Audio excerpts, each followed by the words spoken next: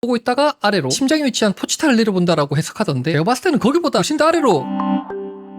안녕하세요, 우광식입니다. 이전 조조 오프닝 리뷰 영상에 많은 분들이 댓글로 다양한 애니메이션 오프닝 리뷰 영상을 요청해 주셨는데 수많은 조조러들이 등판해서 다른 시즌 오프닝 리뷰를 가장 많이 요청해 주시긴 했지만 요건 다음 기회로 예약해두고 그 다음으로 많은 분들이 요청해 주신 체인소맨 오프닝 리뷰 진행해보도록 하겠습니다. 바로 가시죠. 체인소 시동을 걸면서 시작합니다. 배경과 캐릭터 모두 3D 툰 쉐이딩 작업이죠. 쿠엔틴 타란티노 감독의 데뷔작 저수지의 개들을 오마주한 씬입니다. 포치타를 안고 있는 덴지, 오마주 씬들이 컷들로 진행됩니다. 토마토 공격대, 여우령, 야곱의 사다리, 콘스탄틴의 오마주죠. 영화를 오마주한 씬들을 보여주고 주인공들이 영화를 보는 씬으로 연결한 재미있는 연출입니다. 컷들을 점프시켜서 시간의 흐름을 압축해서 보여주고 있죠. 패싱으로 트랜지션, 코미디 영화 위대한 레보스키 오마주죠. 카메라 롤링되면서 달리긴, 토르 러브 앤 썬더 로고를 오마주한 부분입니다. 필름본 효과로 트랜지션, 식물이 아름다우면서 기괴한 느낌을 주네요. 덴지의 손이 POV 샷으로 보여줍니다. 체인소로 변하는 덴지, 기생충에 감염된 달팽이를 먹이면서 덴지를 지배할 것을 암시하죠. 일본 애니메이션 오프닝 특유의 템포를 올려서 절정을 향해 가는 연출입니다. CSM, 신세계 에반게리온의 오마주인데 표현기법을 달리해서 굉장히 거친 느낌을 줍니다. 아키가 볼링 시퀀스 때 던졌던 황금색 볼링공이죠. 파이트클럽의 오마주입니다. 내려 찍는 덴지의 머리와 깨어지는 계란의 매치컷, 다시 한번 템포를 올려서 마지막을 향해 달려갑니다. 헬보이 오마주씬, 미키마우스의 핫도그 댄스, 아키가 뒤를 돌아 제4의 벽을 깨트리면서 로고가 정립됩니다. 시작 부분입니다. 지금 이 씬 연출을 보시면 카메라를 앞뒤로 흔들고 오브젝트의 포커스를 잡다 날렸다 하고 좌측 하단에 광을 배치해서 라이트의 밝기를 떨리듯이 조정하면서 핸들드의 느낌을 최대한 연출하고 있습니다. 여기 뒤쪽에 보이는 악마는 15세기 이탈리아의 화가 산드로 보티첼리가 그린 지옥의 지도에 등장하는 알리키노라는 악마라고 합니다. 평범한 디졸브로 화면 전환을 합니다. 지금 샷을 보면 배경과 캐릭터 모두 3D의 툰 쉐이딩인데 조금 특이한 점이 캐릭터들은 전통적인 툰 쉐이딩인 반면에 아스팔트 바닥은 반사를 과하게 올려서 표현을 했는데 보통의 아스팔트 바닥은 이렇게 반사가 되지 않잖아요. 비가 와서 바닥에 물이 고여있다면 물이 고여있는 부분은 이렇게 반사가 되긴 하는데 이런 의도를 했다면 물이 고여있지 않은 부분은 반사가 안 되게 표현을 해야 되거든요. 그런데 모든 바닥에 반사가 이루어지고 있는 걸 보면 고여있는 비를 표현한 건 아닌 것 같거든요. 그럼 반사를 왜 이렇게 표현했느냐? 이게 일반적인 3D 작업이라면 리얼한 아스팔트 재질의 디테일을 잘 살려서 이쁘게 만들어주는 게 수월한 편인데 리얼한 디테일을 올리게 되면 현재 표현해둔 캐릭터와 이질감이 생기기 때문에 이렇게 진행하는 것은 어렵고, 그렇다고 이렇게 큰 범위의 검정색 아스팔트를 그냥 두게 되면 이미지가 안 이뻐 보이거든요. 이럴 때 반사를 올려주게 되면 바닥에 반사되는 디테일들이 그림을 괜찮게 만들어주거든요. 쉽고 간단하게 이런 효과를 노린 게 아닌가 하는 생각이 듭니다. 넘어갈게요. 지금 금방 영상이 역재생되었다가 다시 정방향으로 재생이 되었는데 이 부분은 음원 중간에 들어간 전자음과 리듬을 맞추기 위한 장치로 들어간 것 같습니다. 넘어갈게요. 지금 이 씬은 쿠엔틴 타란티노 감독의 데뷔작 저수지의 개들을 오마주한 씬입니다. 뒤쪽에 블러가 들어간 곳의 포켓 모양을 보면 굉장히 뚜렷한 형태의 육각 모양과 명도가 강하게 잡히는 특징이 있는데 일본에서 제작된 포켓 플러그인이 하나 있는데 그 플러그인을 사용하면 딱 요 모양이 나오긴 합니다. 역시나 리듬에 맞춰주기 위한 리와인드 장치죠. 익스포저를 올려서 플래시가 터지는 느낌을 내주고 이 타이밍에 맞춰서 멈춰있는 애니메이션을 플레이시키는 방식입니다. 컷 전환되고 덴지가 포치타를 안고 있는 이 장면은 1974년작 텍사스 전기톱 학살의 한 장면을 오마주한 부분입니다. 키시베가 총을 겨누는 이 장면은 1994년작 펄프 픽션의 오마주죠. 이 장면은 일본의 호러 영화 사다코 대 카야코 오마주 씬인데 작가가 이 영화를 좋아한다고 밝혔었죠. 넘어갈게요. 이 장면은 레전드 영화 노인을 위한 날은 없다의 오마주죠. 계속해서 오마주 샷들이 이어지는데 이 장면의 원작은 쿠엔틴 타란티노 감독의 원스 어폰 어 타임 인 할리우드의 한 장면을 오마주한 샷입니다. 자, 이 샷도 코미디 영화 토마토 공격대의 한 장면을 오마주한 샷인데 벽쪽의 포스터를 보면 체인소맨 1화에 등장했던 토마토 악마가 보이죠. 넘어갈게요. 이 샷은 일본의 공포영화 요령의 한 장면을 오마주한 샷인데 이 영화의 감독이 한국에서도 유명한 공포영화 링의 감독입니다. 넘어갈게요. 이 장면은 1993년작 야곱의 사다리 중 한 장면을 오마주한 샷인데 역시나 작가가 좋아하는 영화라고 단행본에서 밝혔다고 하죠. 넘어갈게요. 이 장면은 2005년 개봉작 키아누 리브스 주연의 콘스탄틴의 한 장면 오마주 샷입니다. 넘어갈게요. 리액션 때 말씀드렸듯이 영화의 오마주 씬들을 쭉 배치한 다음에 영화관에서 영화를 보고 있는 이런 장면들이 이어지는 것이 굉장히 재밌는 연출인 것 같아요. 보면 중간중간에 컷이 되면서 카메라의 위치와 캐릭터들의 액션이 바뀌는데 시간이 흐르고 있다는 것을 추격해서 보여주는 점프 컷이거든요. 앞쪽에 주연급 캐릭터들의 애니메이션으로 표현되고 있는데 뒤쪽에 조연급 캐릭터들은 스틸 이미지로 멈춰있네요. 넘어갈게요. 같은 연출들이죠.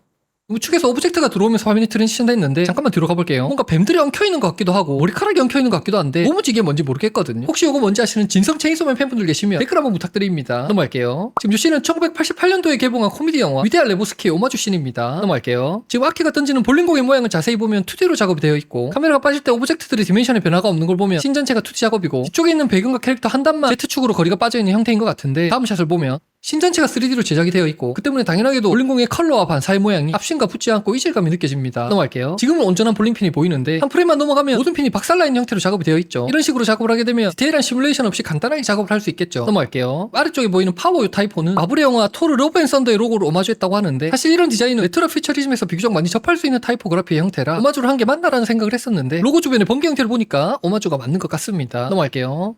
지금 샷을 보면 앞샷에 작게 보이던 덴지의 영역을 확대해서 화질이 저하된 것처럼 표현이 되는데 덴지의 팔 쪽을 보면 라인들이 명확하게 보이죠. 실제 작은 사이즈로 확대했다면 이런 라인들이 보이지 않고 검은 픽셀들이 뭉개져 있는 모습으로 보이게 되거든요. 그렇다면 이 부분은 충분한 사이즈로 작업을 해두고 영상 위쪽에 모자이크나 픽셀화 효과를 올려두었다는 뜻이겠죠. 넘어갈게요. 손들이 위아래로 내려오면서 화면을 덮은 다음 트랜지션 하는데 위에서 오브젝트들이 이런 형태로 내려오고 아래에서 오브젝트가 이런 식으로 올라오는 형태가 상어의 이빨 모양과 비슷하다고 해서 조스 트랜지션 혹은 조스티스 트랜지션이라고 불리기도 하거든요. 이런 클래식한 트랜지션의 변형된 방식이라고 보시면 될 것 같습니다. 보통 이런 오브젝트들이 배열되는 샷은 3D로 제작을 많이 하는데 여기 있는 총알들은 2D로 작업이 되었습니다. 넘어갈게요. 창밖에서 들어오는 햇살을 퍼뜨리면서 화면 전환. 지금 이 샷에서 피어나고 있는 식물이 기생식물과 식충식물인데 마키마와 덴지의 관계를 암시하고 있다고 합니다. 넘어갈게요. 마키마를 잡으려고 하는 덴지의 손이 POV 샷으로 보여지는데 덴지를 바라보고 있던 마키마의 시선이 아래로 살짝 떨어지거든요. 다시 한번 볼까요? 보고 있다가 아래로. 처음에는 덴지를 보고 있다가 덴지의 심장에 위치한 포치타를 내려본다라고 해석하던데 제가 봤을 때는 거기보다 훨씬 더 아래로. 넘어갈게요. 덴지의 손이 닿으면서 일렁이는 요 물결의 모양을 보면 반사 형태나 일그러진 모양이 디스플레이스 효과를 살짝 올려서 만들어준 것 같죠. 넘어갈게요. 덴지의 머리 위에 있는 이 곤충이 눈쟁이벌이라는 이 충인데 바퀴벌레만 사냥을 하는 벌레로 바퀴벌레의 급소에 신경독을 주입해서 저항을 못하게 만든 다음에 살아있는 바퀴벌레의 체액과 살을 먹는 곤충인데 이런 부분들도 마키마의 능력을 암시하고 있다고 하네요. 넘어갈게요. 덴지가 체인소로 변하는 장면인데 이쪽을 자세히 보시면 덴지의 스케일을 키우고 투명도를 낮춰서 표현한 부분이 보이는데 체인소로 변신할 때 느껴지는 느낌들을 이미지로 표현한 게 아닌가 하는 생각이 듭니다.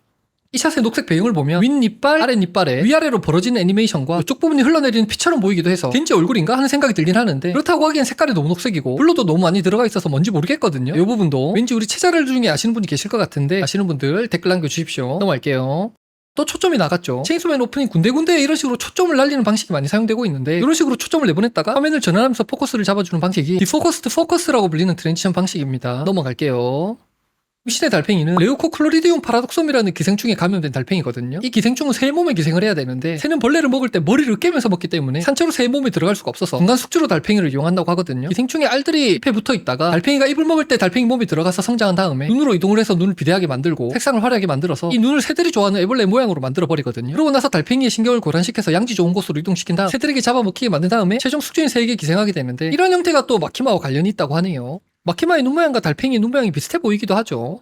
덴지가 벽을 뚫고 나오고 악마가 전투를 벌이는데 우측에 계속 배치되어 있던 덴지가 계속 우측이죠. 좌측에서 악마를 베어 들어오는데 180도의 법칙을 깨버렸죠. 파워가 공격을 하고 덴지가 던져지는데 지금 덴지가 부딪혀서 파괴된 벽의 모양을 보시면 체인소맨의 C, S, M까지 짧게 지나가는 부분들도 그냥 지나가지 않고 하나하나 디테일을 챙겨준 부분들이 보입니다. 넘어갈게요. 지금 이 씬은 에반게리온 초기가 12사도 레리에를 찍고 나오는 연출의 오마주인데 이전 씬들의 아트웍들과는 다르게 캐릭터의 아웃라인들을 과감하게 삭제한다든지 두껍고 거친 형태로 표현한다든지 섀도우를 강하게 눌러버린다든지 해서 엄청나게 거칠고 강렬하게 이미지를 표현하고 있습니다. 디졸브되고 이 샷에서 황금색 공이 아까 아키가 볼링 장신에서 던졌던 황금색 볼링공과 같은 형태거든요. 그리고 디졸브되는 다음 샷을 보면 체인소가 보이고 디졸브된 덴지가 보이고 그리고 앞부분에 나왔던 볼링장 샷까지 총 3샷이 디졸브되고 있거든요. 조금 더 보시면 체인소 샷이 많이 흐려지고 덴지 샷이 뚜렷해지면서 볼링 샷이 조금 더 잘 보이게 되죠. 이 부분이 제 사과의 동료들과 즐거웠던 모습을 떠올리면서 인간 덴지의 모습으로 디졸브되는 연출인 거죠. 넘어갈게요. 여기 있는 큰 황금색 공이 파이트클럽의 오마주라고도 합니다. 렌지가 점프하고 카메라를 내리찍는 체인소의 머리를 사용한 임팩트 컷으로 샷을 넘기고 체인소의 머리 크기와 위치, 방향성을 다음 샷에 계란과 매치시킨과 동시에 디졸브를 넣어서 일반적인 매치컷보다 더 부드럽게 전환됐죠. 넘어갈게요. 디졸브. 포치다가 이 문은 절대 열지 말라고 경고하기도 했었죠. 카메라가 달리아웃하면서 악마가 터지는데 이 장면은 체인소맨의 작가 주모토 타츠키 본인의 단편 만화 안녕에리의 한 장면을 오마주한 샷입니다. 넘어갈게요. 이 샷은 지식에 따라 보는 관점이 달라진다는 의미를 내포한 이미지의 오마주인데 뒤쪽을 보면 파워와 포치타 어린 시절의 덴지는 가장 아래에서 마냥 행복해 보이고 아키는 암울한 현실들을 마주하고 있는데 눈을 밟고 서 있는 모습과 어깨와 머리에 쌓인 눈이 보이는데 총의 악마가 아키의 가족들을 몰살한 날 아키는 눈이 쌓인 집 앞에서 동생과 함께 눈싸움을 하고 놀았었죠. 그날의 기억에 사로잡혀 있는 아키의 모습을 연출한 게 아닌가 하는 생각이 듭니다. 책을 밟고 가장 높은 곳에 올라서 마키마는 붉고 어두운 풍경을 보고 있는데 무엇을 보고 있는지 너무 궁금하네요. 미래 악마, 유령 악마, 사무라이 소드 이 장면은 영화 헬보이의 오마주 씬입니다. 파워와 덴지가 추고 있는 이 춤은 미키마우스 클럽하우스의 핫도그 댄스라고 하네요. 넘어갈게요. 뒤를 돌아본 아키의 시선은 관객을 향하고 있고 마치 바보 같은 이들을 잡아먹게 하겠다는 느낌으로 여우의 악마를 소환하는 포즈를 취하는데 이것은 유머러스한 형태로 관객과 상호작용하는 것으로 제사의 벽을 깨는 연출이죠.